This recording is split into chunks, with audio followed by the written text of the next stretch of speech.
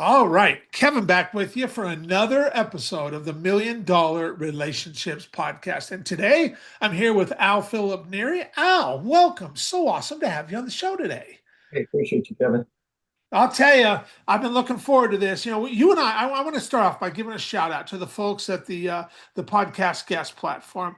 Man, I've known those guys for about, I don't know, probably about 3 years now, and I have met some absolutely amazing guests through those guys and the work they're doing over there. And so, you know, I just want to honor those guys because you had something fall there. We okay? Yeah, Okay. yeah. All right, we're good. We're good. So, hey, you know what? This just real life, man. This happens. so, so, I'm just incredibly grateful for those guys. And you and I already got to connect and have a conversation now. And I've definitely been looking forward to doing the interview with you today. And so we'll just dig right in. I'm going to start with a nice, simple, easy question to get us rolling, and then we'll dig deeper from there. And so we'll just start with, Al, what do you do and who do you serve? What do I do and who do I serve? So I'm a performance psychologist. Okay.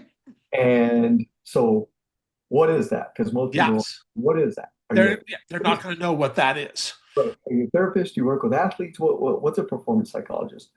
Think about somebody who has a PhD in applied behavioral psychology, Okay. whose 100% focus is how do you get people aligned so you can predict execution. Okay. Okay. That's what I do, right? That's what I do. Who do How I? how did you even get in to doing this kind of work? It's a little bit of everything, actually. Okay. I have a very diverse lived experience. Outside of formal academic, you know, obviously bachelor's, master's, PhD. I spent about a decade in government service, Okay. spent majority of the time in youth corrections, state level youth corrections, where I ended up running a juvenile prison. And through that time, I did some special operations work. I did some post-Columbine work, where I merged 9 law enforcement, 18 fire, and 181 school principals together in the event another Columbine occurred. So where it came from, and then I was an elite athlete. So where it came from is just, my entire life, I've always, I think even from a young age, I've always been put into leadership type roles where I had to per se corral the troops, right? Get everyone on the same page. And because of an athletic background, because of government background, with higher stake environments, execution becomes the ticker because we're preventative yet reactive, right? And if you miss little warning signs, that could erupt into a volcano versus you could have cut something off before something ever got to the next level. So the alignment of your people, the alignment of your staff, understanding how in an environment where you think the alpha staff is dominant, that is true. That is true. But there's places for the motivator, for the soothers, if I can go back to kind of like drill instructor terminology. And so you just start learning how to use people's strengths. And when someone's strength outweighs someone else's, how do you tap in, tag out? And so that you get the end result that you're looking for in whatever you do. So fast forward, I've been an entrepreneur for 22 years, had a lot of businesses, very big real estate background, boxing martial arts gym, Avis rental car, the list, there's a couple more. But through that, right, the entrepreneurial journey, you're no longer in a structured environment, right? But I had a big real estate team and I had fighters I was coaching and things like that. And at the end of the day, guess what it was always about? People. Yeah. Yeah. You have to align people so that you can get the desired execution out of them. So when I went into the PhD world, I wasn't sure what I was going to do. I just knew performance psychology was cool, right? And I was like, okay, I'm a performance guy. I like psychology, but I didn't quite know what I was going to become a subject matter expert on. I didn't know until I started the journey and I started to have conversations. I started learning things. I started talking to my professors, my chair, right? And they started extracting like, what is it that you really want to do? And so that's where my research was on cohesion. Everyone talks about culture, right? Your podcast, Million Dollar Relationships. Culture is probably a word that you hear every time you do a recording. Hear it a lot. I'm going to tell you, culture is a result of something. It's a Okay. result. So when you say, oh, I want a great workforce culture, what you're really saying is you want a team that's cohesive, that operates under pressure, that you can predict execution. That's very different to the result is you have a good culture. But the way you get cohesion, the way you create alignment is unique because alignment is not about people being puppets and just being yes men. Alignment is about understanding the collective mission where we're trying to go and having enough maturity to be able to disagree, no matter the title, because what we want is the best result when we go to execution. So alignment is not agreement, right? So I talk a lot about that because a lot of leaders think alignment is agreement. Alignment is not agreement. Yeah. Yeah. That's You, me. I don't know why I did that. That was on my end. That was so long story short, that's what my doctoral research was. I took a theory, found a gap, because that's what you have to do in doctoral research, and I came up with a framework for how to teach leaders how to build cohesion within their environments. And it's environment is agnostic. If somebody, because you asked the question, who do I serve anybody responsible for organizational or team performance, period. okay. Okay. And even individual performance, right? Because I do coach, especially on the athletic level, I Uh-huh. do consult, individual athletes. And it's tough when you don't have the whole team, right? Yeah. And you're working with one person and it is a little it's tricky versus working with a whole team. And Yeah. people, Yeah. huh? Because most people want the one. I Sure. want I want the group, Yeah. right? So, because we only succeed as a group, especially in a team related sport. Yeah. So that's really it in a nutshell. And we can go in any direction you want to go Yeah. from. Yeah. That gives you the It's very interesting because you're kind of like me. You have kind of created this role for yourself that is like it's like well really what you are you're Al, you're like in this class of one. It's what you are, you know. And I have never met anybody else who just explained what you did in the way that you did it, you know. And so now I'm so what inspires you most about the work that you get to do and the impact that you get to have, Al? um you know it's a great question because I I love it when people get breakthroughs. Mhm. Right? If I had to sum it up, that's probably the greatest level enjoyment for me. Okay. Team that comes together and they get a breakthrough. And I think, I don't know if you have athletic coaches here, but you can lose a game but win as a team. And I know that sounds really odd, right? Because it's about growth. Yeah. Yeah. And your team grew even though the scoreboard says you lost. Sure. Sure. Well, true leader actually appreciates that because growth is what gets you playing at the next level. It's growth, Yeah. right? And eventually the scoreboard starts reflecting the growth, the metric. Um, but if you got something that's very broken, very compartmentalized, operating in silos, you need growth before you can have success. Mhm. Period. Mhm. And you've got to reward the growth. You have to reward growth. So the inspiration of creating those little breakthroughs, step by step by step by step by step, is what inspires me. And what came to mind was two immediate things. Was actually three. One was from today. I was coaching an individual earlier today, very successful on YouTube and Patreon. I mean, very successful on Okay. what they do. But numbers are declining. So we got back to the root of why him and his wife even created this channel in the first place. Mhm. And that was the breakthrough that he made today for where they're going to take the channel and grow it. because we went back to the passion of why they created the channel, why they created the Patreon. But my $1 million question to him was, if I land on your channel or I land on your Patreon, do I feel that immediately? Like, do I feel it in the first 3 to 5 seconds? Do I feel it? And he was like, no.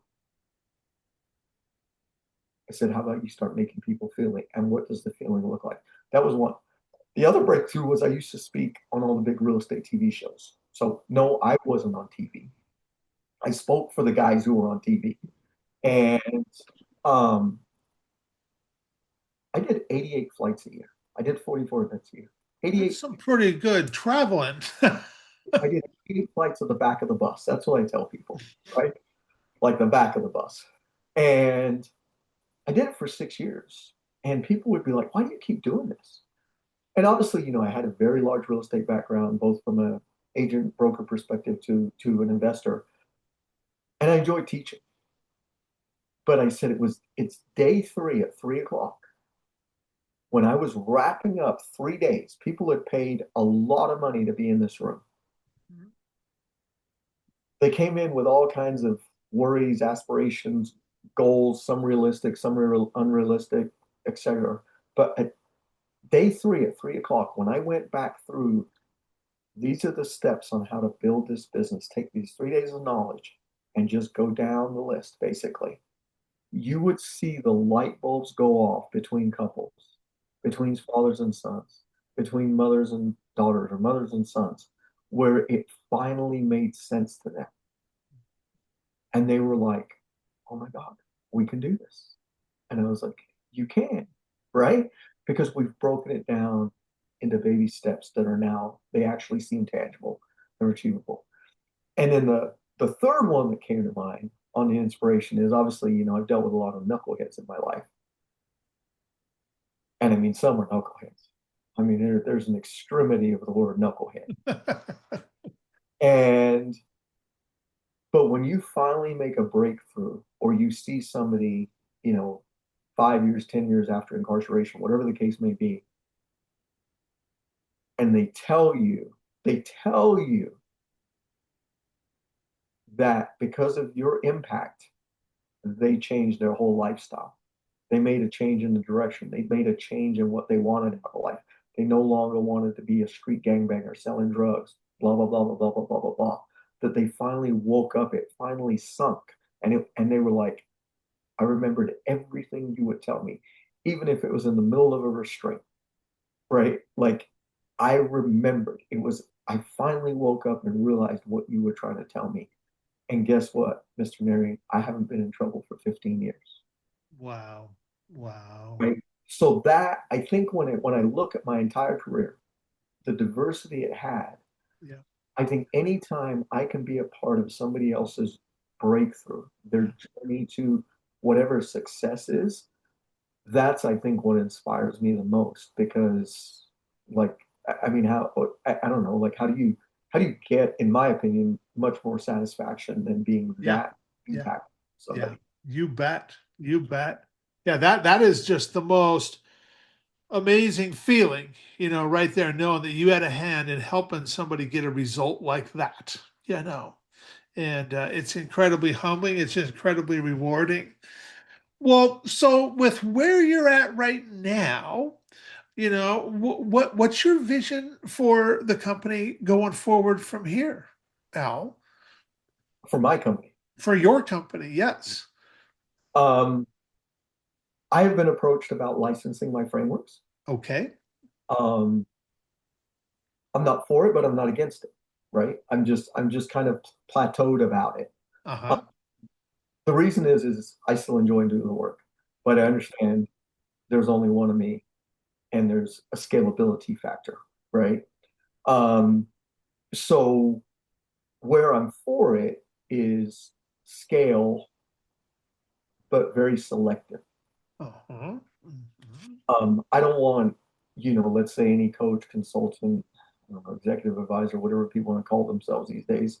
Um, I don't want anybody to be like, oh, I can use Dr. Al's framework. And then the question is, does the framework have to have notoriety to, like, take a Tony Robbins, for example, right? like he's a brand name famous, right? One of the greatest of all time. So someone is like, oh, well, are you, or maybe a better example is John Maxwell, because he literally does have a licensing framework that other coaches and consultants deploy, right? Again, another great in the industry, a great name. Yeah.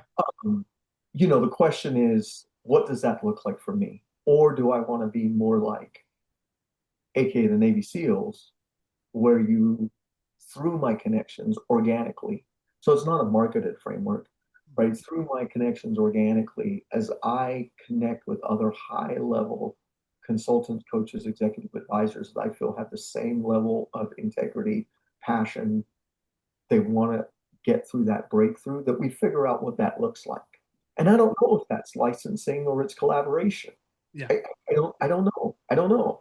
Right. I don't know at this point. I think it's one thing that's planted in the back of my head, 3 to 5 years from now. Is that something that I might probably be more open to doing? But more than likely something regards to scale. Um, Yeah.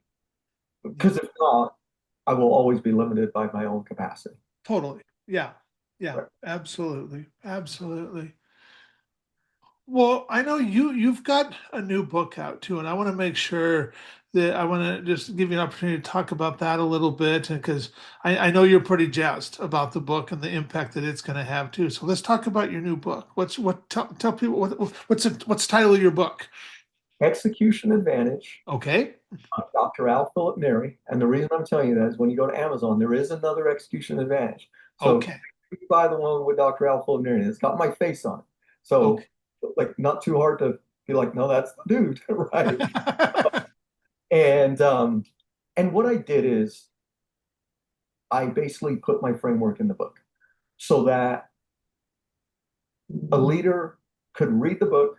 I mean, it's $30. They could read the book and they could deploy the framework however they see fit in their organization or within their teams. Okay. And then obviously, if they want help, they want a deeper understanding, things of that nature, then they reach out. But I wrote it to where somebody could use it as just kind of, maybe a blueprint, an overarching blueprint, right? Not Okay. not maybe a detailed blueprint, right? But an overarching blueprint. Okay. So basically, we talk about understanding behavior. That's pillar one. And I'm feeling like my lighting is off. That's why I keep moving. That's all right. Pillar one is understanding behavior. So how do you actually know how your people operate, how they're wired, when and what causes them to go to behavior modification versus operating in their strong suit? So I don't want to be like an assessment guru or an assessment salesman or anything like that, because there's hundreds and hundreds of behavioral analytical tools out there, and they're all good in their own capacity. It's just, what do you do with the data? Now, do I have one that I'm particular to, that if somebody wants to utilize? Of course, of course, of course. But what I'm more interested in is, let's get the data. Now, once you get the data of how your people are wired, what do you do with the data?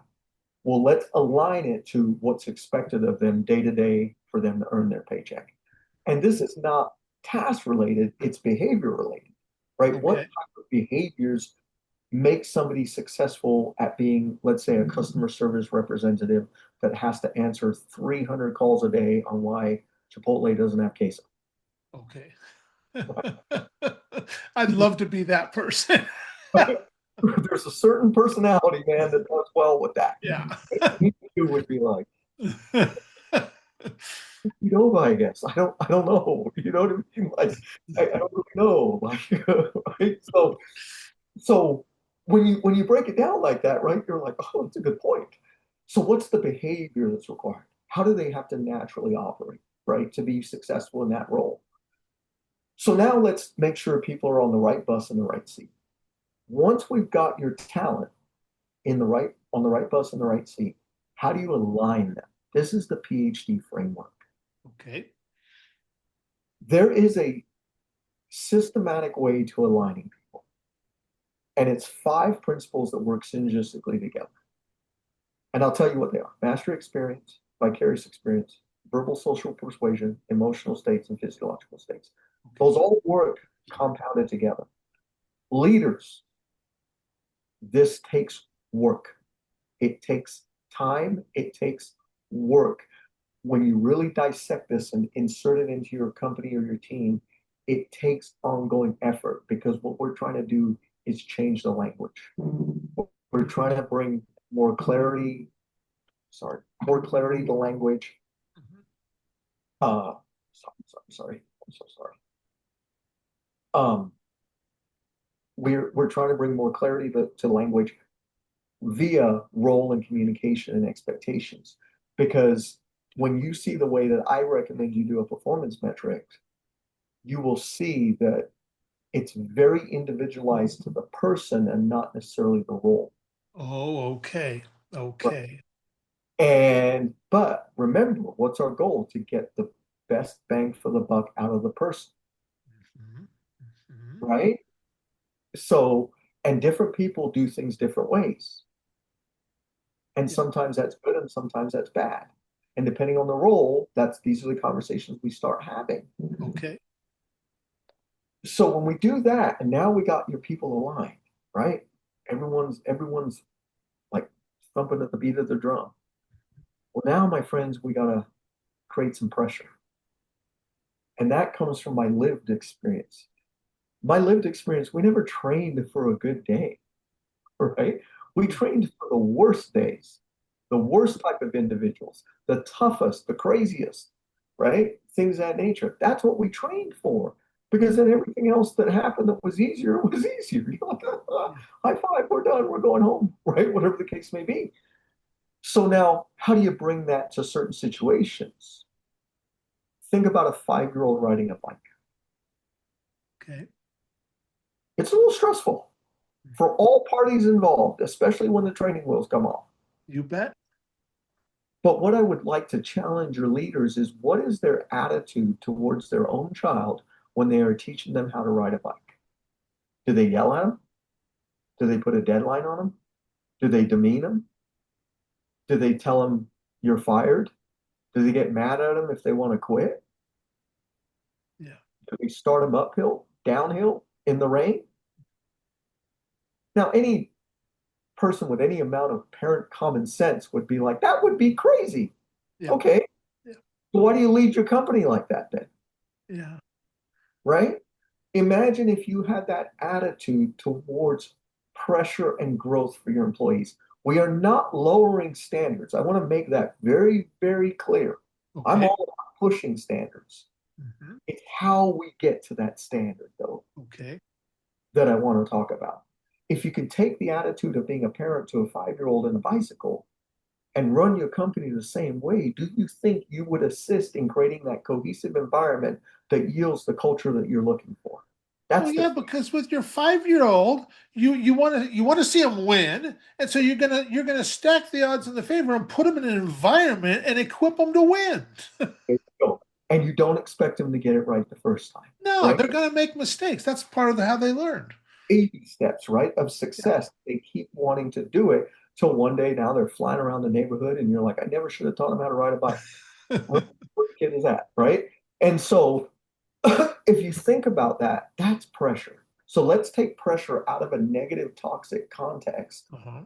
and let's bring it into a mode of growth. Now, what's the result of having a collective group of individuals who are aligned and the same collective group of individuals who have now trained under pressure? It's trust. Yeah. Yeah. Trust. There is trust between the collective. Yeah. And when there's trust between the collective, you now know what execution can look like and should look like. Once you know what execution should look like, does look like, is consistently looking like, now you can scale, my friends. But you know what a lot of leaders want to do? They want to scale while they got so many holes, so much misalignment. And so you know what the pressure does? It doesn't just break, it reveals. Yeah. It Yeah. reveals all the cracks. It reveals all the gaps. And the more you scale, the wider and wider and wider those Yeah. gaps are. Yeah. So that's the framework in the book. Wow. That's a heck of an explanation there. That's really powerful. That's really powerful. Okay, so now that we've got some context set here, and people have listeners have an idea of who you are and what you're all about, Al. I want to switch gears just a little bit. I want to start talking about the relationship side of all of this. So, have you ever been introduced to a person or persons who completely changed the course of your life or your business, so much so that much of what you have today would not be possible if not for this person or persons? And I'm just really excited to hear your story and your experience around this topic of relationships. Yeah. I mean, multiple, right? Yeah. Multiple. I mean, over and over again, right? People can talk about parents, supervisors, things of that nature, right? Um, and I mean, I think, for me, there's some vivid ones, right? Okay. That are the most profound. Um, and I will talk about my parents for 2 seconds. Okay. So both my parents are third world immigrants and moved to London separately. That's where I was born. Became the United States. And I was 13 years old. My family to buy a business. Fortunately, the business didn't make it, and we actually had a lot of immigration issues, and so we ended up getting sent back to London. And we worked through everything, and we had an opportunity to come back, so we had to go and meet with the embassy. So that day, the embassy grants my father permanent residency, my mother permanent residency, me permanent residency, and my mother and father looked at the U.S. Embassy guy and said, "Well, what about our daughter, Angela?" And he was like, "Well, due to Angela being severely mentally and physically handicapped, we're not going to allow her entry back in the United States of America because she can never contribute to the United States of America." So you can imagine the high and the low, Yeah. right? Because it was the 5 years we were here was really hard. I mean, financially, I mean, all kinds of stuff. You buy a business doesn't work, so now you're doing everything to try to make ends meet to stay in a country that you want to be a part of. And we didn't leave a third world country, right? England is a first world country, right? I mean, so you start questioning why America, right? But my parents saw something in America that they hadn't seen around the world, and that was the opportunity that lies in America for anybody to become successful if you just want to work hard enough with whatever it is that you want to do. That's what they saw. Yeah. So we ended up getting back on a plane, landing in Minneapolis. That was our connection. And we knew we were going to get hauled to the back again. My sister doesn't have papers, right? So we get hauled to the back. Oh my God, it was a process. But finally, the individual who ran the Customs Bureau comes in and she basically looked at my parents and she said, "Mr. and Mrs. Philip Neri, I run this bureau. I am going to do what I think is the humane thing to do, which is the American thing to do. And I'm going to grant Angela access into the United States. So I have 4 one-way tickets to get you guys back to Denver. My officers will make sure you guys get some food and get you to the gate and welcome to the United States of America." That was my most first pivotal lesson in life. And it was twofold. My parents having that undefeated mindset. It wasn't about winning or losing. It was just about never giving up. Yeah. We were going to come back to America somehow, right? Somehow. Didn't know whether this plane ride was it or if we were going to get sent back and we were going to work with the attorneys and come back again. No idea. But you don't know unless you try. Yeah. That's what I learned. And then I learned from the individual who ran the Customs Bureau that at some point, even in a bureaucratic, systematic world, and there's right and there's wrong, there's also what's called common sense and heart, right? And she made a decision based on common sense and heart. My sister was not going to come to this country to commit a crime, or she's not capable, right? She's not capable. And so the lady looked at a family and said, basically, this family, is doing everything correctly to try to make it the United States of America. I'm going to make an executive decision, and whatever happens from that executive decision happens from that executive decision, right? So that was one pivotal thing. But I can think in my government service role, there were probably two individuals that were the most influential in my career path and in my success. Okay. Okay. One was in the first juvenile prison I worked at, he took me under his wing and he showed me the tricks of the trade, right? And just took me under his wing and he said, "Man, this is a career you can be very successful, very, very successful in." So he saw something in me. I still talk to him to this day, by the way. Um, and he was just a great role model. He taught me the industry. He just was phenomenal. Fast forward when I tried out for Special Operations Response, the first year I got declined, and the reason I got declined is because I was told I tuck kids into bed at night, and I didn't have a military background, right? But I had a very elite combat background, and so I said, "What's my recourse?" I went to my commander. I said, "What's my recourse?" And he said, "Well, you got to try it again next year." I said, "Okay, I'll try it again next year." And I mean, when I talk about being a physical specimen, I was a physical specimen, but I was like, I'm going to be a renewed physical specimen on the next one. But it's way beyond physical, right? There's mental, there's leadership, decision making, decision under pressure, close quarter combat, shooting, all kinds of stuff. So when I got the opportunity again to try out an interview, I said, "I understand you guys think I tuck kids into bed at night." And they were like, "Well, you do." And I said, "All I want is an opportunity." And they had an academy I had to go through and things of that nature. But the commander of that was retired special forces. And I had met him because I was a use of force instructor. And his position was at the training academy and running the special operations response team. So he knew me and he knew me well.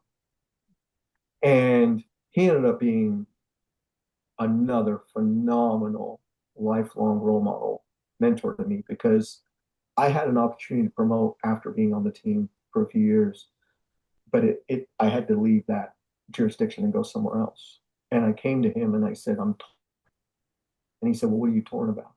And I said, "Well, I finally feel like I."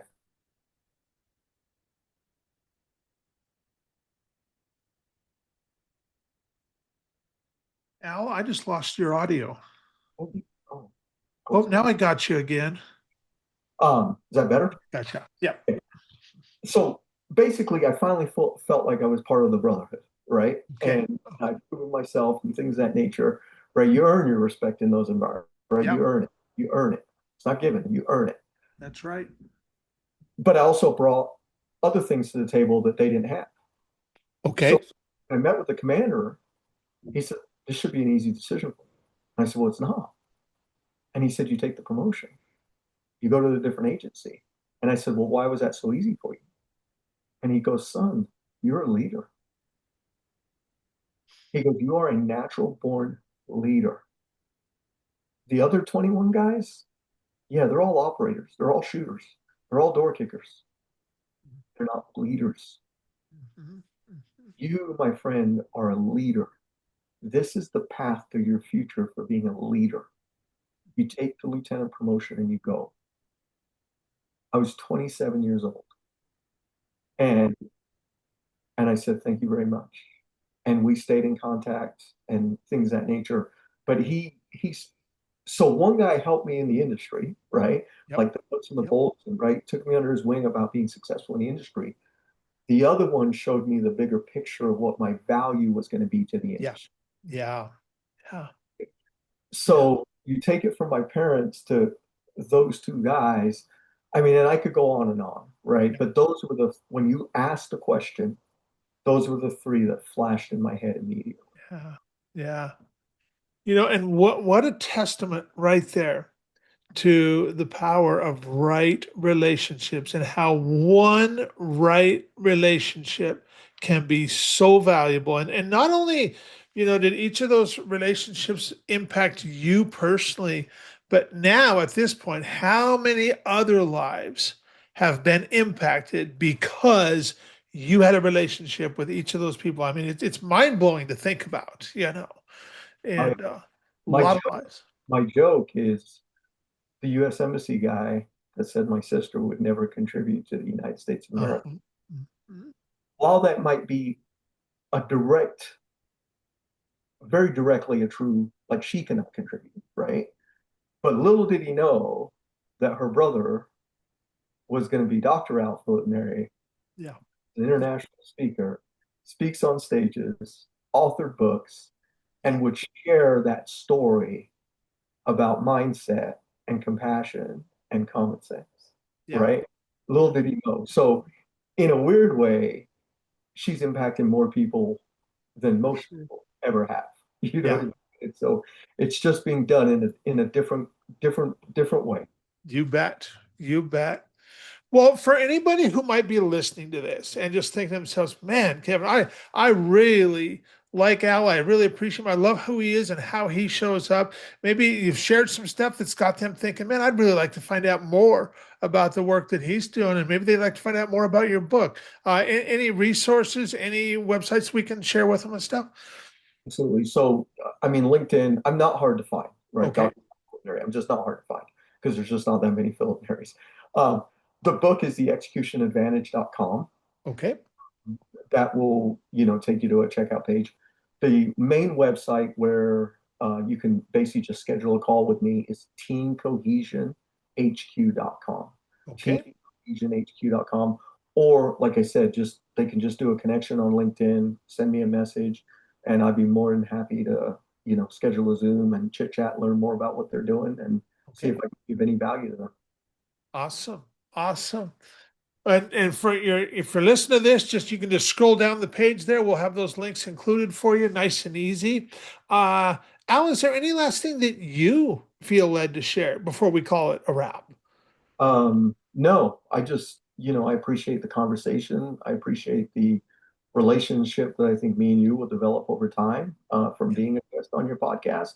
And I would say, you gave a shout out to podcast guests, and I'm on a lot of podcasts. And so just like you're grateful for the service they offer and you're meeting great guests, it flipped the script. I'm grateful that I get selected to speak on podcasts, and I am meeting some amazing podcast hosts, just like people like yourself, that that this is not a one and done thing, Yeah, right? for This is sure. the first step of a futuristic relationship. So likewise, I would, I was honored that you selected me, and yes, audience, he selects.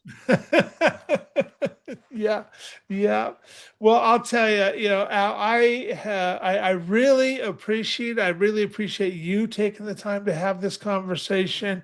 And man, I'm excited to get this out there and share with folks because I know how impactful it's going to be. So once again, thanks so much. And yeah, thanks a lot. All right, thank you. You bet.